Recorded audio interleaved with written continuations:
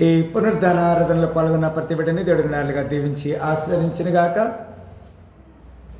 ఆదికాండం 22వ అధ్యాయము 8వ వచనం నుంచి కొన్ని మాటలు లేఖనంలో నుంచి మనం ధ్యానం చేస్తున్నాం.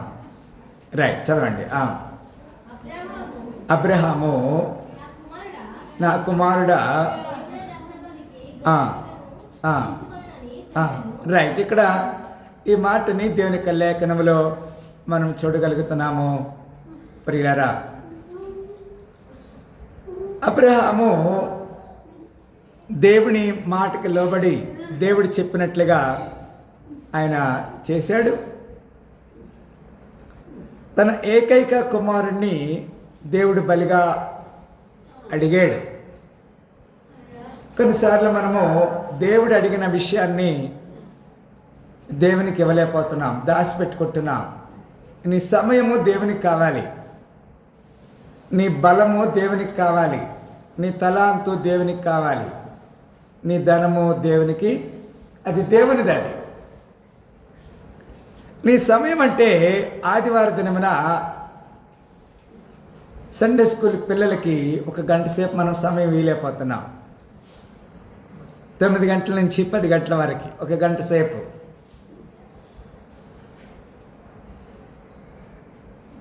దేవుడు అడుగుతున్నాడు, నీ ఏకైక కుమారుడు నాకు ఇవ్వమని దేవుడు పరీక్షిస్తున్నాడు. ఇదే 22వ అధ్యాయం 1వ వచనం చదవండి. ఏమన్నాడు అక్కడ? 22వ అధ్యాయము 1వ వచనం అంటాడు. ఏమంటాడు అక్కడ? ఆ సంగతులు జరిగిన తర్వాత, మధ్యలో బ్రేక్ చేయద్దు, కంటిన్యూషన్ చదవాలి. ఆ సంగతులు జరిగిన తర్వాత దేవుడు అబ్రహామును పరిశోధించెను. ఎట్లనగా ఆయన అబ్రహమా అని పిలవగా అతడు చిత్తము ప్రభువా అనేను.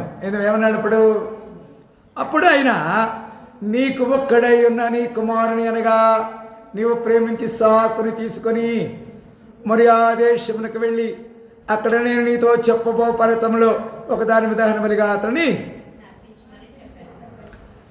ఇది ఎవరు కూడా యాక్సెప్ట్ చేయరు. దేవుడు అడిగినప్పటికీ, అంటే మనం చేయము, కానీ దేవుడు విషయంలో అబ్రహాం చేశాడు.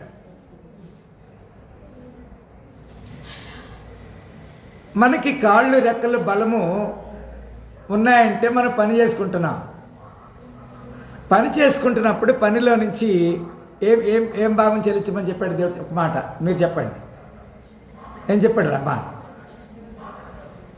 అది ఎవరైనా చెప్తారు. అది మనం ఆ పని చేయకపోతే దేవుని దగ్గర నుంచి మన జవాబు ఎట్లా వస్తుంది? నువ్వు 10 గంటలకి చర్చిలో ఉండాలి. ఎన్ని గంటలకు వస్తున్నావు మనం? చెప్పండి అమ్మా. 11 గంటలకు వస్తున్నాం. ఇంకెక్కువ మాట్లాడితే 12, 12:30. దేవునికి నీ సమయం కావాలి. దేవుడు నిన్ను అడిగినప్పుడు నీ బలి దేవునికి ఇవ్వాలి. బలి అంటే తన మందలో మగది ఉండగా అంటాడు.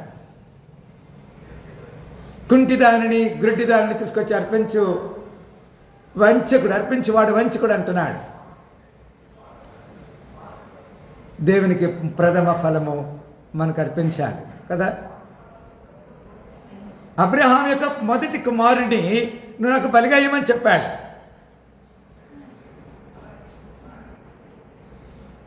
ఆడ కొంత సమస్య ఉంది.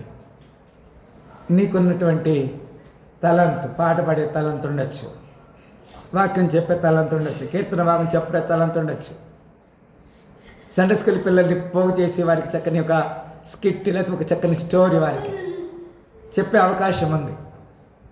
నువ్వు దేవుని కొరకు ఆ సమయాన్ని హెచ్చించకపోతే దేవుడు నీ కొరకు ఎందుకు ఆ సమయం ఇస్తాడు?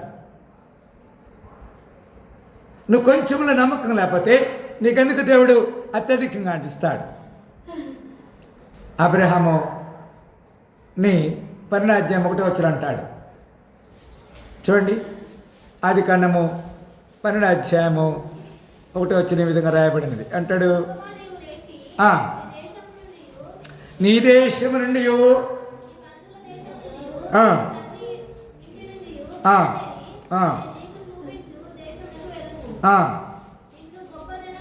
అది నిన్ను గొప్ప జనముగా చేసి నిన్ను ఆశీర్వదించి నీ నామమును గొప్ప చేయుదును, నీవు ఆశీర్వాదకరంగా నుందువు.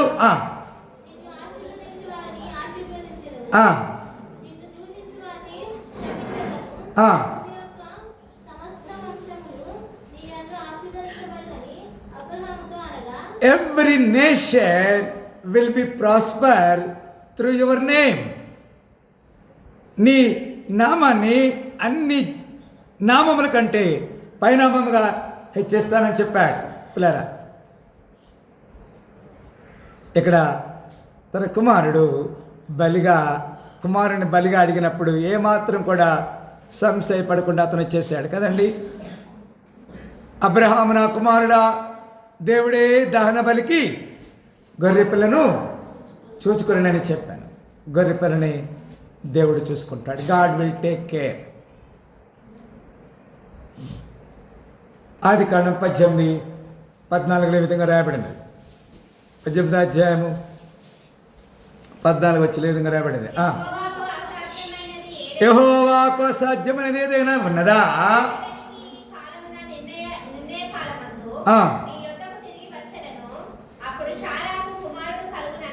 90 సంవత్సరముల శారా, 100 సంవత్సరముల అబ్రహాము. పిల్లలు కలిగే అవకాశం లేదు. బట్ దేవునికి అసాధ్యమైనది ఏదైనా ఉన్నదా అంటున్నాడు. Is anything too hard for the Lord? No. దేవునికి సమస్తము సాధ్యమే. ఆమెకు ఒక గర్భఫలాన్ని దేవుడు అనుమతించాడు. 2 క్రానికల్ 2వ దినవృత్తాంతాల గ్రంథము 2 క్రానికల్ 2వ దినవృత్తాంతాల గ్రంథము 25వ అధ్యాయం 9వ వచనంలో ఈ విధంగా వ్రాయబడినది. పిల్లారా, అమజ్యా దైవజనుని చూసి ఇశ్రాయేలు వారి సైన్యమునకు నేను ఇచ్చిన 200 మణుగుల వెండికి ఏమి చేసేదమని అడిగినందున దీనికంటే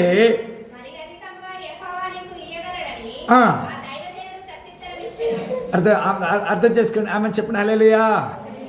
200 మణుగుల వెండి ఇచ్చాడు అమజ్యా.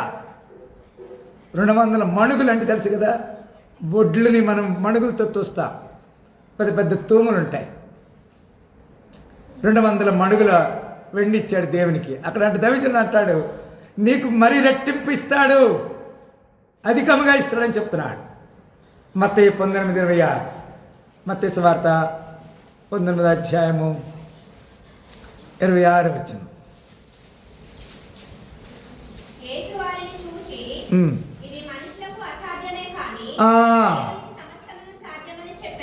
ఆమె చెప్పండి హల్లెలూయా. ఇక్కడ చక్కని మాట చెప్తాడు. యేసు వారిని చూసి ఇది మనుషులకు అసాధ్యమే కానీ దేవునికి సమస్తము సాధ్యమే. But Jesus beheld them and said unto them, with men this is impossible, but with God all things are possible. దేవునికి సమస్తము ఏమైనా చేయగలవు. ఆమేన్.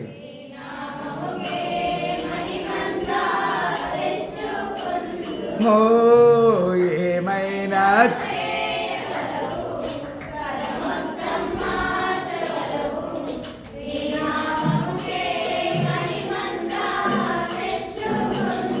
యోహాను సువార్త 1:29 వచనం. యోహాను సువార్త 1:29 వచనం. మర్నాడు యోహాను యేసు తన యొద్దకు రాగా చూచి, ఇదిగో లోక పాపమును మోసుకొని పోవు దేవుని గొర్రె పిల్ల అంటాడు. ఆమె చెప్పండి హల్లెలూయా. దేవునికి సమస్తము సాధ్యమే. 36వ వచనం చదువుతున్నా. అక్కడే 36 ఏమంటాడు అక్కడ? అతడు నడుచుచుండగా యేసు వైపు చూసి, ఇదిగో. ఆమె చెప్పండి హల్లెలూయా. అక్కడ ఏమన్నాడు? ఇస్సాకు అడుగుతున్నాడు, నా తండ్రి, నిప్పు ఉన్నది, కట్టెలు ఉన్నాయి, కానీ ఏమి లేదు, గొర్రెపిల్ల లేదు. యోహాను అంటున్నాడు, లోక పాపమును మోసుకొని పోవు దేవుని గొర్రెపిల్ల. ఇక్కడ 36 అంటున్నాడు కదా, యేసు వైపు చూచు ఇదిగో దేవుని గొర్రెపిల్ల. ఎక్కడ? Where is the ల్యామ్? గొర్రెపిల్ల ఎక్కడ? 1 పేతురు 1:19. 1 Peter 1:19. 1 పేతురు 1:19.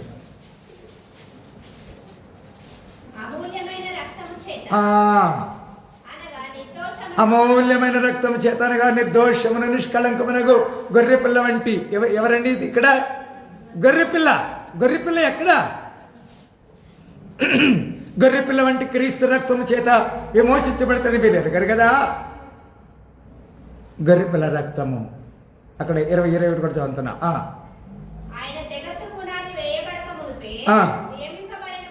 కానీ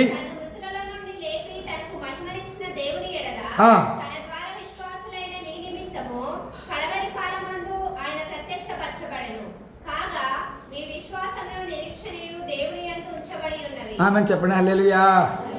21. మీరు క్షయ బీజము నుండి కాక శాశ్వతముకు జీవము గల దేవుని వాక్యము మూలముగా అక్షయ బీజము నుండి పుట్టింపబడిన వారు కనుక నిష్కపటమైన సహోదర ప్రేమ కలిగి ఉండనట్లు అంటాడు. We must have God's will. నిష్కపటమైనటువంటి ప్రేమను మనం కలిగి ఉండాలి. దేవుని చిత్తాన్ని మనం కలిగి ఉండాలి. ప్రకటన 5:6. ప్రకటన గ్రంథము 5వ అధ్యాయము 6వ వచనం. మరియు సింహములకును ఆ 4 జీవులకును మధ్యను వధించబడినట్లుగా గొర్రెపిల్ల నిలిచి చూచితిని. ఆ గొర్రె పిల్లకు 7 కొమ్ములను 7 కన్నులుండెను గనుక ఆ కన్నుల భూమి అంతటా పంపబడిన దేవుని. ఇక్కడ గొర్రెపిల్ల 7 కొమ్ములు ఉన్నాయి, 7 కన్నులు ఉన్నాయి, 7 ఆత్మలు ఉన్నాయి. ఆమె చెప్పండి హల్లెలూయా. ఎవరి గొర్రెపిల్ల అన్నాడు? ఇస్సాకుకు బదులుగా వధించబడిన గొర్రెపిల్ల. నీ కొరకు నా కొరకు క్రయధనముగా సిలువలో ప్రాణం పెట్టిన గొర్రెపిల్ల. 7 కన్నులు కలిగిన గొర్రెపిల్ల, 7 కొమ్ములు కలిగిన గొర్రెపిల్ల, 7 ఆత్మలు కలిగిన గొర్రెపిల్ల. ఆ గొర్రెపిల్లని దేవుడే చూసుకుంటాడు. అక్కడ 12వ వచనం 5వ అధ్యాయము 12వ వచనం విధంగా రాయబడినది. వారు వధించబడిన గొర్రెపిల్ల శక్తియు ఐశ్వర్యమును జ్ఞానమును బలమును ఘనతయు మహిమయ స్తోత్రమును పొందనర్హుడని ఆమె చెప్పండి హల్లెలూయా. దేవునికి is worthy. Worthy is the lamb. గొర్రెపిల్లకి ఘనత మహిమ ప్రభావం కలగాలని దేవుని సన్నిధిలో ఆరాధించింది కదా. ఆదివారం ఆరాధన నువ్వు డుమ్మా కొడుతున్నావంటే, దేవునికి సమయం ఇవ్వట్లేదంటే గొర్రెపిల్లకి ఘనత రావట్లేదు. నీ స్వరమెత్తి దేవుని స్తుతించాలి. Saying with a loud voice, worthy is the lamb that was slain to receive power and riches and the wisdom and strength and honor and glory and blessing. దేవుని నామానికి మాత్రమే ఘనత మహిమ ప్రభావం పొంద అర్హుడు అంటున్నాడు. 7వ అధ్యాయము 14 వచ్చి అక్కడే 7వ అధ్యాయము 14 వచ్చిన ఈ విధంగా వ్రాయబడినది. అందుకు నేను నీకే తెలియననగా అతడు ఇలాగ నాతో చెప్పిన వీరు మహాశ్రమ నుండి వచ్చిన వారు గొర్రె పిల్ల రక్తములో తమ వస్త్రమును ఉదుకుకొని వాటిని తలుపు చేసుకున్నారు. ఏ బట్టలు కట్టుకోవాలి మనం? అది వారు రంగురంగుల బట్టలు కట్టుకోవాలి కదా. ఏం బట్టలు కట్టుకోవాలి? బైబిల్ ఏం చెప్తుంది? తమ వస్త్రములను ఉదుకుకొని, రిన్ను సబ్బు కాదు, సంతూర్ సబ్బు కాదు, వంటికి పెట్టుకోవడానికి. తమ వస్త్రములను రక్తములో కడుగుకోనాలంటాడు, తెలుపు చేసుకోవాలి. గొర్రెపిల్ల రక్తము మన కొరకు వధించబడినది. 13వ అధ్యాయము 8వ వచ్చిన విధంగా రాయబడినది. 13:8 ఏమంటాడు? భూనివాసులందరూ అనగా వధించబడిన గొర్రెపిల్ల యొక్క జీవగ్రంథమందు ఎవరి పేరు వ్రాయబడలేదో వారు గొర్రెపిల్ల రక్తంలో కడగబడలేదు అంటే దేవుడు చెప్పినట్టు మనం వినకపోతే there is lot of problems we are going to face. ఆదికాండము 22:13 వస్తున్నాం. మనం ఇంతకుముందు చదివాం కదా, ఆదికాండము 22:13.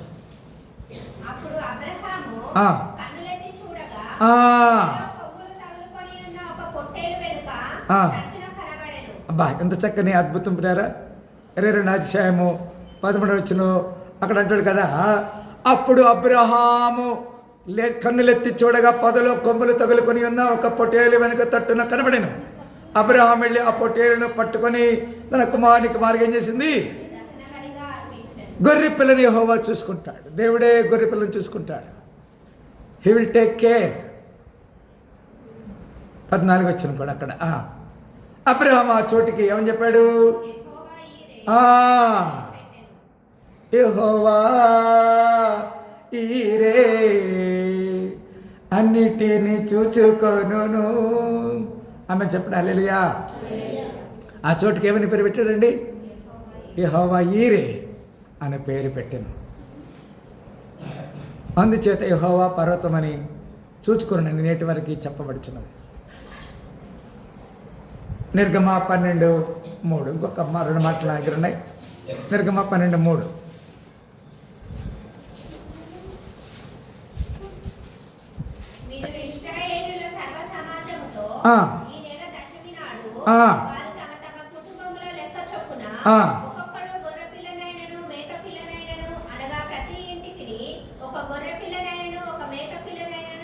అది గొర్రె పిల్ల ఎక్కడ? ఇస్సాకు అబ్రహాముని అడుగుతున్నాడు, వేర్ ఇస్ ద ల్యాంబ్? మీరు తీసుకోవాలి ఇంటికి ఒకటి చొప్పున. దేవుని మందిరానికి వాటిని తీసుకొచ్చి ఏం చేయాలి? అక్కడ దేవునికి దహన బలిగా అర్పించాలి. లేవి 1:3 లేవి కాండము, దాని తర్వాత లేవి కాండము 1:3 విధంగా అందుకు అతడు దహనబలి రూపంగా అర్పించినది గోవుల్లోనేదనను ఎడల నిర్దోషమైన మగదాన్ని తీసుకొని రావలను. దాని యెహోవా సన్నిధిని అంగీకరించబడినట్లు ప్రత్యక్ష గుడారం యొక్క ద్వారమునకు దానిని తీసుకొని రావాలని దేవునికి బలి అర్పించాలి. బర్nt ఆఫ్ సాక్రిఫైజెస్. దహన బలి కంప్లీట్గా. నీలో ఇంకేం అహం ఉండకూడదు.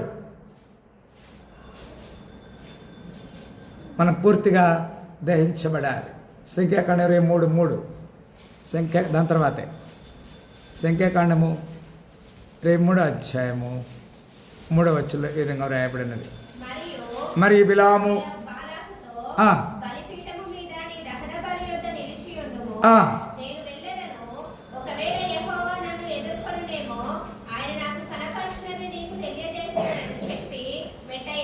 మెట్టు ఎక్కాను. గమనించండి పిల్లరా, అబ్రహాము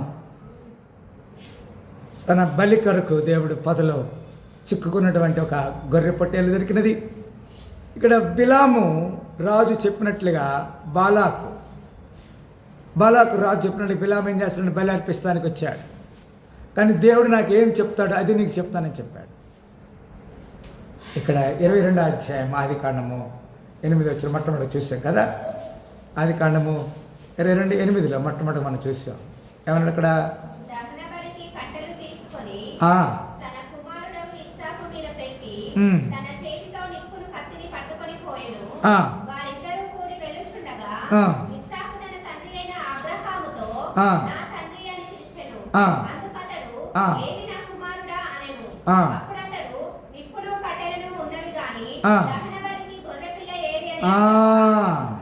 గొర్రె పిల్ల ఎక్కడ? Where is the lamb? మనం గొర్రె పిల్లని సిద్ధం చేస్తాం. అందరూ తల ఉంచుకుంటే ప్రార్థన చేస్తాం. Thank you Jesus. గొర్రె పిల్ల దేవుడు చూసుకుంటాడు. God will take care the lamb. ప్రేమ గల తండ్రి, ఉదయకాల సమయంలో మీరు మాతో మాట్లాడి ఉన్నారు, మమ్మల్ని దర్శించారు. సాక్షి జీవితం దయచేసేందుకు నాకు తెలియజేసి ఉంటున్నాం. చక్కని లేఖనం. గొర్రె పిల్ల ఎక్కడని ఇస్సాకు అడిగినందుకు అయ్యా అబ్రహాం అంటున్నాడు గొర్రె పిల్లని దేవుడే చూసుకుంటాడని. నిజముగా ఇస్సాకు బదులుగా ఒక కొమ్ములు చిక్కుకున్న ఒక గొర్రె పిల్లని మీరు చూపించారు. అన్నాడు ఆదిలో వధించబడిన గొర్రెపిల్ల, అంతములో వధించబడబోతున్న గొర్రెపిల్ల, నిత్యత్వంలో ఉన్న గొర్రెపిల్ల మేమని, లోక పాపాలు మోసుకొని దేవుని గొర్రెపిల్లని, 7 ఆత్మలు 7 కొమ్ములు 7 సింహములు కలిగినటువంటి గొర్రెపిల్లని మేము ఆరాధించి కృప దయచేసిన కొంత తెలియజేస్తూ ఈ దినదీవుల ఆశను సాధించమని యేసు పరిశుద్ధ నామమున ప్రార్థన పెట్టుకుంటున్నాము తండ్రి. హల్లెలూయా. ఒకసారి ఈ ఉదయకాల సమయంలో ఈ పరిశుద్ధ ఆరాధనలో పాల్గొన్న ప్రతి బిడ్డని దేవుడిని దీవించి ఆశీర్వదించిన గాక. ఆమేన్.